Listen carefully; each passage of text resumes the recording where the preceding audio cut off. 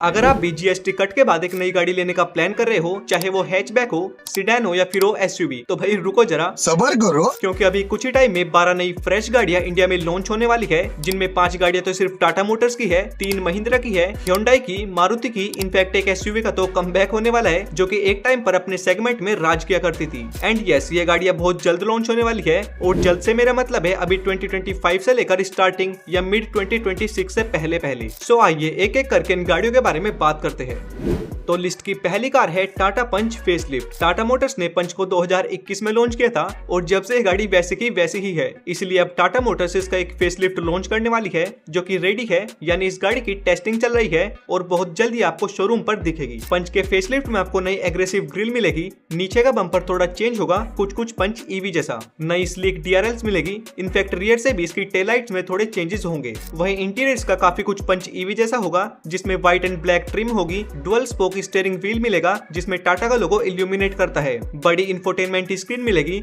और छोटे मोटे और काफी सारे फीचर्स। बट क्योंकि ये फेसलिफ्ट है, सो इसके पावर ट्रेन में आपको कोई चेंजेस नहीं मिलेंगे। सेम 1.2 लीटर का पेट्रोल इंजन आएगा, जिसमें एज यूजुअल सीएनजी किट का ऑप्शन भी मिलेगा। सेकंड कार है न्यू Hyundai वेन्यू।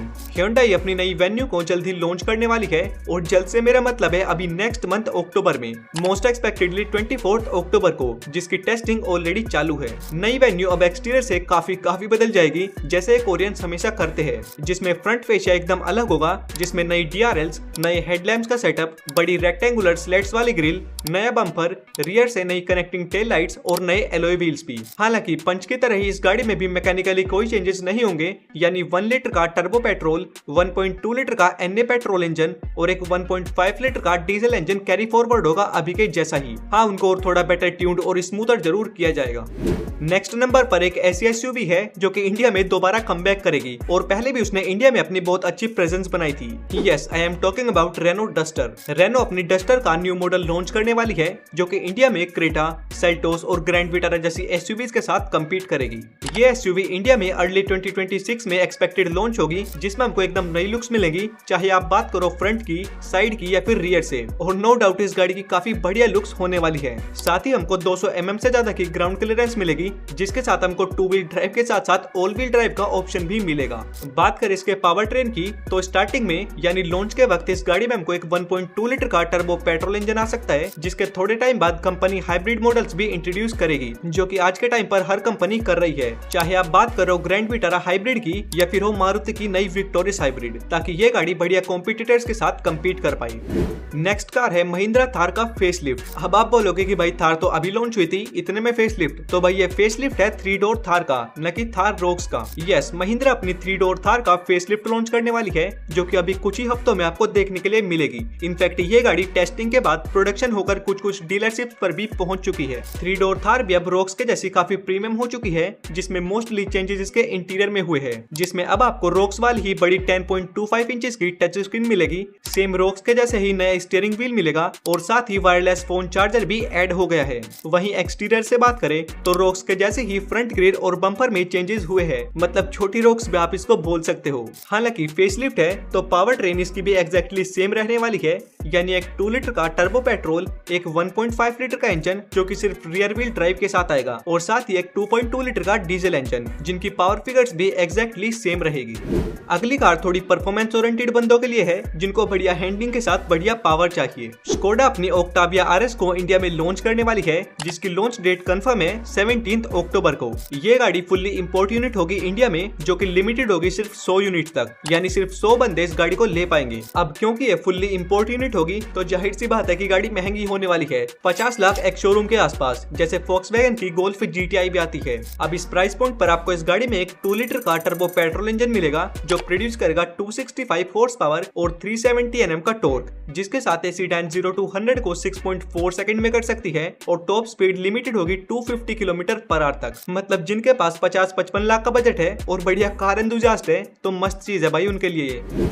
लिस्ट की नेक्स्ट कार है टाटा मोटर्स की सियरा और सियरा ईवी एसयूवी। यह गाड़ी काफी टाइम से पेंडिंग है, जिसके कॉन्सेप्ट काफी बार दिख चुके हैं। इनफैक्ट टेस्टिंग तो पता नहीं कब से चल रही है, लेकिन ये दोनों गाड़ियां यानी सियरा आइस मींस इंजन वाली सियरा और सियरा ईवी अब दोनों जल्द ही लॉन्च होने वाली है 2025 से लेकर स्टार्टिंग 2026 के बीच में। पहले बात करें सियरा आइस वर्जन की तो इसमें हमको एक्सपेक्टेड एक 1.2 लीटर का टर्बो पेट्रोल, एक 1.5 लीटर का टर्बो पेट्रोल और एक 1.5 लीटर का डीजल इंजन का ऑप्शन मिल सकता है। वहीं ईवी वर्जन की बात करें तो ये गाड़ी इनकी कर्व ईवी और हैरियर ईवी के बीच में प्लेस होगी, जिसमें हैरियर ईवी की तरह ऑल व्हील ड्राइव वर्जन भी आएगा और रेंज आप एक्सपेक्ट कर सकते हो 500 से 600 किलोमीटर के बीच में। उसके अलावा लुक्स के मामले में दोनों ऑलमोस्ट सिमिलर होगी, बस थोड़े बहुत चेंजेस हो गए आइस और ईवी के हिसाब से, जैसे ग्रिल, बम्पर और एलॉयज वगैरह। बाकी ऑलमोस्ट सिमिलर लुक्स और इंटीरियर रहने वाला है।